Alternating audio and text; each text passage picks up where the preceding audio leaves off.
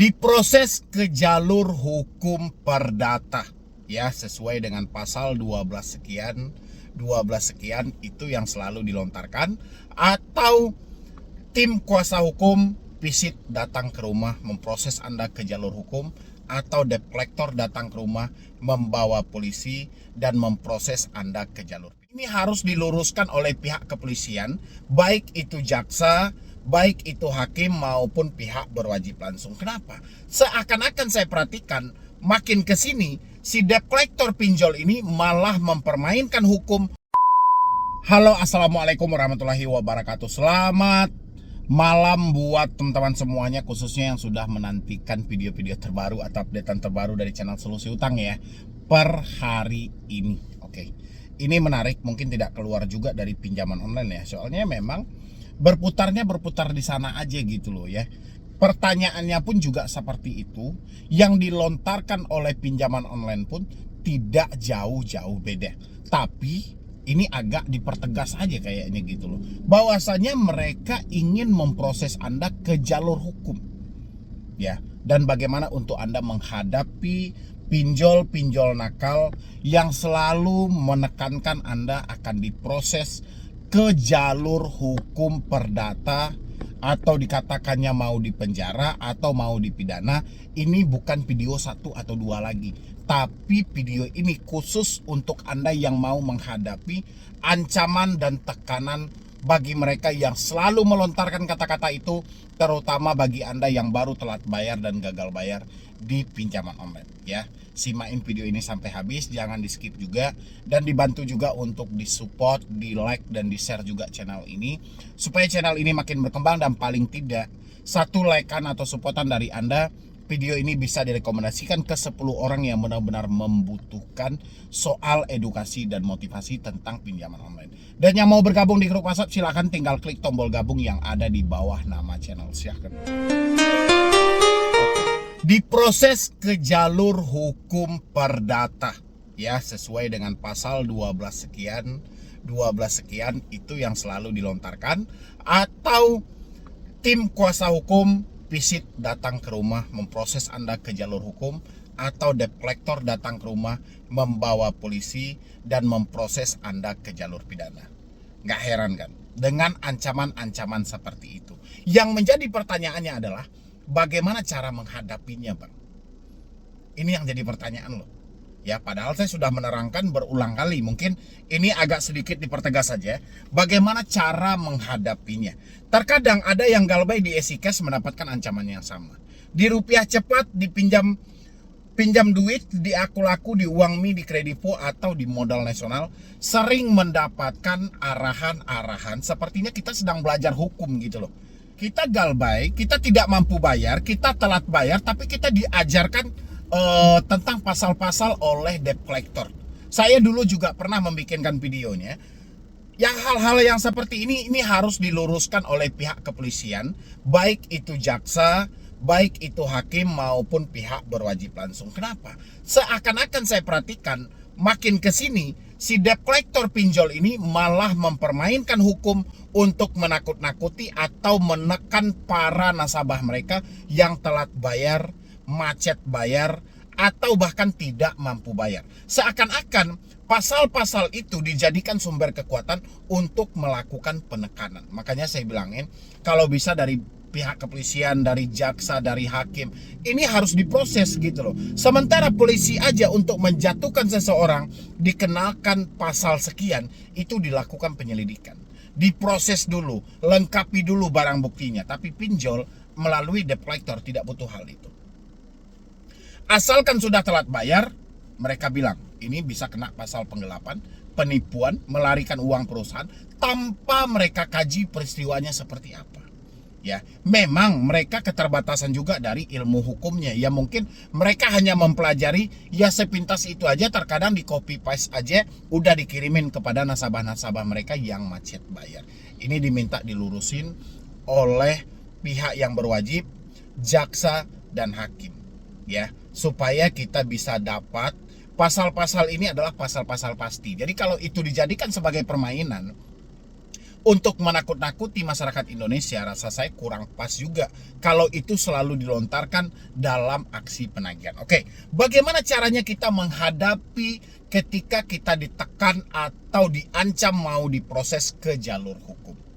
Perdata paling sering, disomasi sangat sering, ya, dilakukan oleh pinjol-pinjol besar, pinjol-pinjol raksasa. Bagaimana kita menyikapi semua ini? Apakah kita kabur, Bang? Atau kita lari, Bang? Sementara si debetur, saya pengen, Bang, menjawab. Ya, sebelum saya menghilang, sebelum saya ganti nomor, saya pengen jawab dulu ucapan mereka. Oke. Jawabnya tinggal dipesimpel. Nggak usah kita ikutin soal pasal yang mereka lontarkan. Sampaikan saja, oke. Kalau Anda sudah mengucapkan hal seperti itu kepada saya, mulai hari ini, mulai detik ini, saya berhenti mengusahakan uangnya untuk melakukan pembayaran di perusahaan Anda. Saya tunggu undangan dari Anda. Hancur debt collector itu. Ya, KO dia. Tapi kalau Anda gregetan, Anda gemetaran, Anda ketakutan, makin menjadi-jadi. Tapi lawan. Ya, kalau Anda ingin menjawab, misalnya Anda diancam oleh debt collector, siap-siap.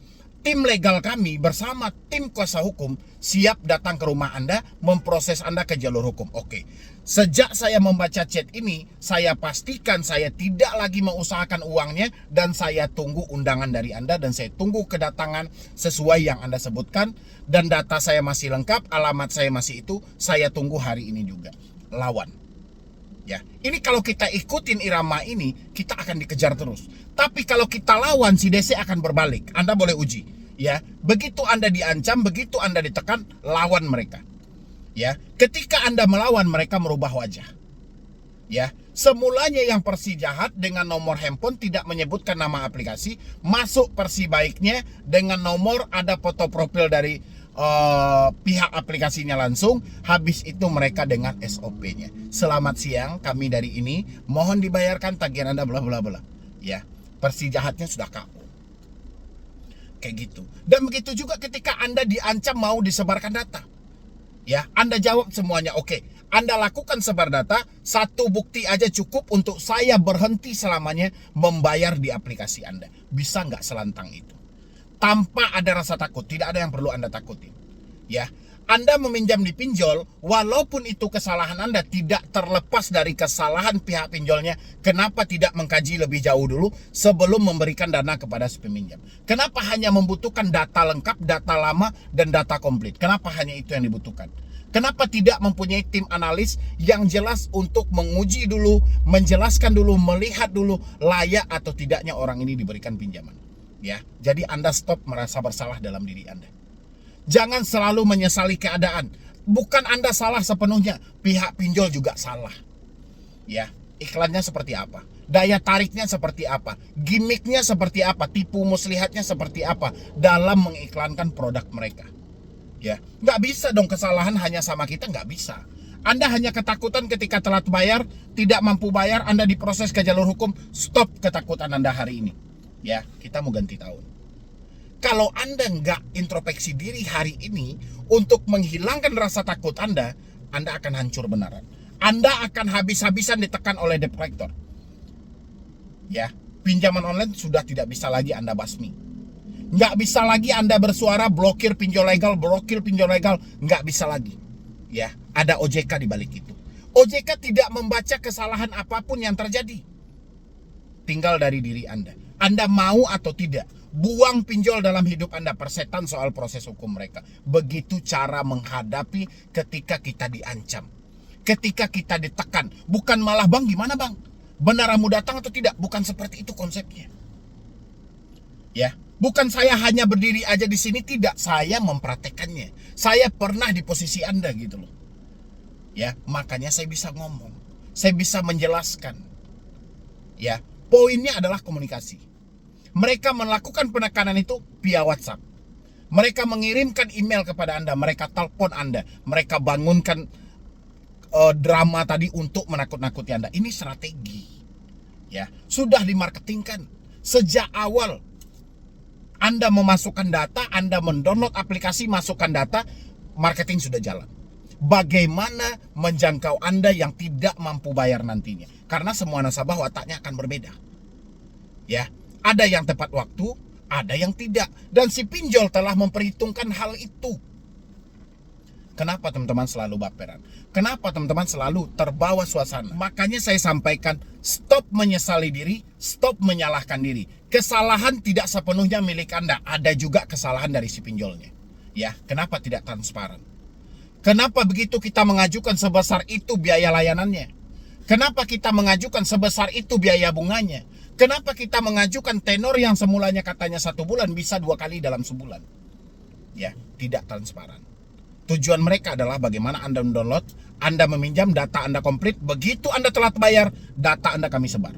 Cuma itu kekuatannya. Nggak ada kekuatan lain dari si pinjol selain menakut-nakuti Anda dengan data dan orang sekitar Anda. Lawan itu.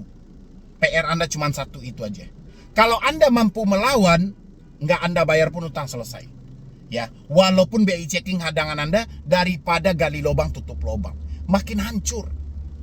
Ya, paham itu baik-baik dari teman-teman semuanya. Yang selalu ketakutan dilontarkan kata-kata siap-siap, Anda akan kami proses ke jalur hukum. Tanya ke diri Anda. Lakukan cara yang saya tunjukkan tadi, lawan diri Anda, jangan Anda ikuti. Ya, ketakutan hanya ada dalam diri Anda. Fakta dari gagal bayar pinjol belum ada sampai detik ini yang diproses ke jalur hukum, walaupun hanya sebatas gugatan sederhana. Ya, pikirkan itu. Ini pinjol loh, P2P. Ya, bukan kelasnya paylater, bukan kelasnya bank. Paylater aja masih mikir-mikir. Ya, bank aja masih mikir-mikir. Logikanya simpel. Kalau pinjol mau memproses Anda ke jalur hukum, untuk apa mereka adakan debt collector sebanyak itu? Ya, buang-buang anggaran. Menandakan mereka tidak mau melakukan proses, mereka ambil jalan pintas. Ya, kalau bayar debt collector kan lebih irit daripada melakukan proses Anda ke jalur hukum. Berapa biaya pengadilan? Berapa biaya pendaftaran? Berapa lagi biaya lawyernya? Ya, mereka akan pikirkan. Habis itu berapa lama waktu yang dibutuhkan? Jadi nggak selalu Anda cerna ucapan-ucapan bodoh dari debt collector yang selalu memanfaatkan pasal untuk melakukan atau menekan Anda dalam sesi penagihan. Ini yang perlu dipahami teman-teman semuanya menjelang akhir tahun 2023. Ya, mudah-mudahan dengan video yang singkat ini bisa membuka kembali pemikiran Anda dan menyelamatkan Anda buat tahun depan. Stop ketakutan Anda, berhenti gali lubang tutup lubang. Ya, lebih baik kita malu sesaat daripada hancur selamanya. Jadi sekian dulu dari saya, Medi Broni. Wassalam.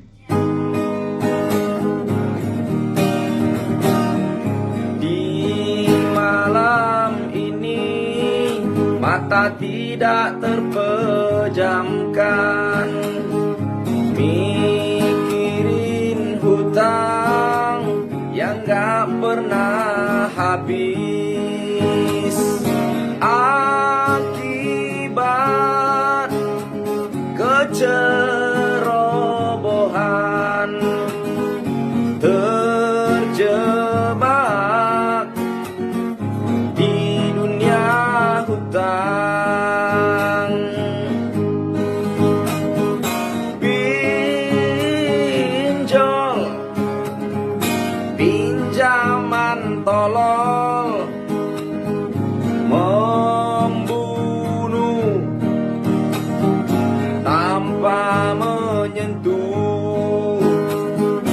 Solusi hutang tanpa basa-basi,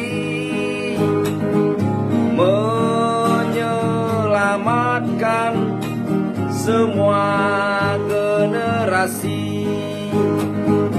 Berhentilah, berhentilah, gali lubang tutup lubang. Ingatlah,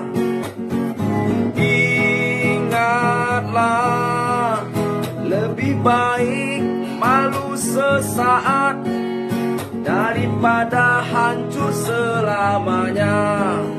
Lebih baik malu sesaat daripada hancur selamanya.